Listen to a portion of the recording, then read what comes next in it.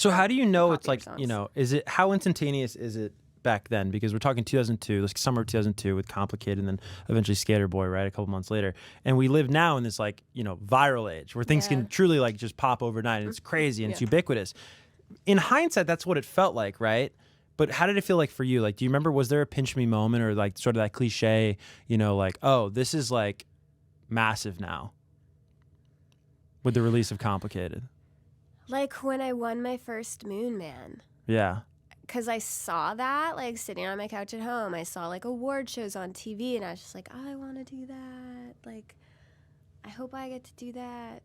And then, like, when I went up on stage and, like, accepted my first award, I was like, whoa, it happened. Yeah. Yeah, like, winning my first award, it was like, whoa. And hearing Complicated on the radio for the first time was a trip. Where were you? Well, I was doing a radio promo tour, and I had just left the radio station, so it was like, Everyone's at they the radio had to station. play it. Like, you know, I was like in the car, and like we had just left the station, but so it's kind of one of those like, I'm on the radio, Mom, but like I was just in there, like, you know what I mean? But then like I heard myself on the radio a lot, and then that was cool. So what kind of effect does that have on a 15, 16, 17-year-old where you reach this like, and almost instantaneously, this like cultural ubiquity? Like I was talking today about how there's a month there in 2002 where you're on the cover of 3 different teen magazines. Like it was Teen People, YM, and 17. And then like, you know, we talked, I think before we were rolling about 20 years ago this month, you had the #1 pop single in America, the #1 hot AC single in America, and then actually 2 records in the top 10 at pop.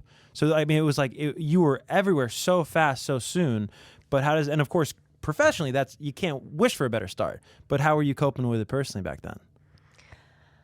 I was just really busy, and like you know, there wasn't like social media, and I wasn't like going online and seeing things. I was just like actually like really in the present moment in whatever city I was in. So I bet you it's a different experience now for someone who's in the limelight than it was back then. Did you feel like you could escape it? Like if you weren't watching TV, if you weren't on the radio, if you weren't at the magazine stand, did you feel like you could kind of... Oh, everywhere I went, everyone knew who I was. Like, because I just like stood out or something. I don't know. And it's always kind of been that way. Like, people like usually recognize me. But at that point, another crazy thing that happened was I had one of my very first shows, and there were like fans lined up outside of the venue, and they were dressed like me. And I was like, what? They like had the black eyeliner, straight hair, the white wife beater, the necktie, and I was like, I just remember like, I think it was like the Roxy in Vancouver, and I just remember like being in a window or something and peeking down or looking out, and like, that was a trip. Yeah. Yeah. Well, that eventually got to a point I read that you actually wanted to stop wearing the necktie because it felt almost like a costume for you.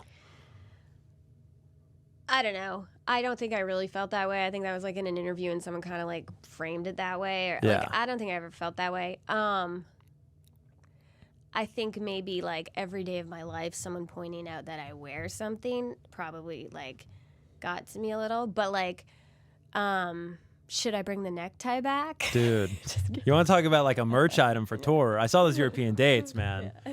Forget about it.